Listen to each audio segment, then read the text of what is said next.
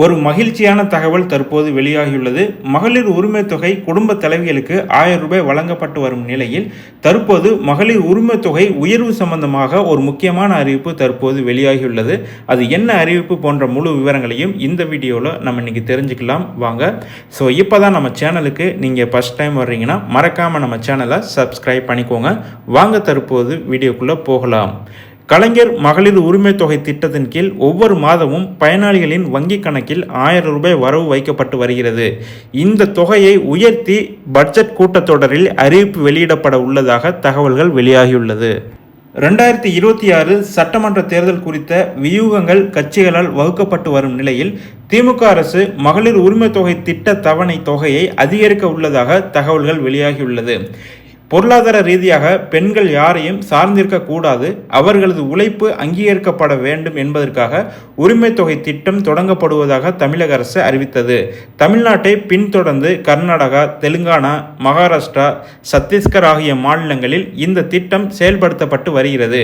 டெல்லியில் இத்திட்டத்திற்கான முன்பதிவு நடைபெற்று வருகிறது.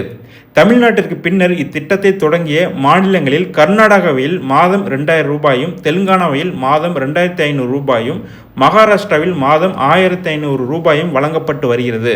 சட்டமன்ற தேர்தலுக்கு பிறகு டெல்லியில் உரிமை தொகை உயர்த்தி வழங்கப்படும் என்று அரவிந்த் கெஜ்ரிவால் அறிவித்துள்ளார். ஆனால் தமிழ்நாட்டில் தொடர்ந்து 1000 ரூபாய் மட்டுமே வழங்கப்பட்டு வருகிறது. கலைஞர் மகளிர் உரிமை தொகை திட்டத்தில் தற்போது சுமார் 1,16,00,000 பேர் பயனாளிகளாக இணைக்கப்பட்டுள்ளனர். தொடர்ந்து பயனாளர்களை இணைப்பதற்கான பணிகள் நடைபெற்று வருகிறது. அது தொடர்பாக கணக்கெடுப்பு பணிகளும் நடைபெற்று வருவதாக அமைச்சர் அன்பில் மகேஷ் கூறியுள்ளார். புதிதாக திருமணமாகியவர்கள், புதிய ரேஷன் அட்டைதாரர்கள், ஏற்கனவே விண்ணப்பித்து நிராகரிக்கப்பட்டவர்கள் என பலரும் இத்திட்டத்தில் இணைய ஆவலாக உள்ளனர். இந்த சூழலில் பயனாளிகளின் எண்ணிக்கை மட்டுமல்லாமல் உரிமை தொகை அளவும் அதிகரிக்க உள்ளதாக கோட்டை வட்டாரத்திலிருந்து வரும் தகவல்கள் தெரிவிக்கின்றன.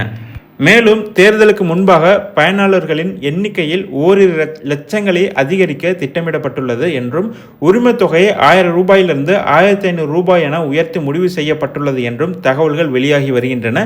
வரும் சட்டமன்ற பட்ஜெட் கூட்டத்தொடரில் இதற்கான அறிவிப்பு வெளியாகும் என்று கூறுகின்றனர் கோட்டை வட்டாரத்தினர். நன்றி, வணக்கம்.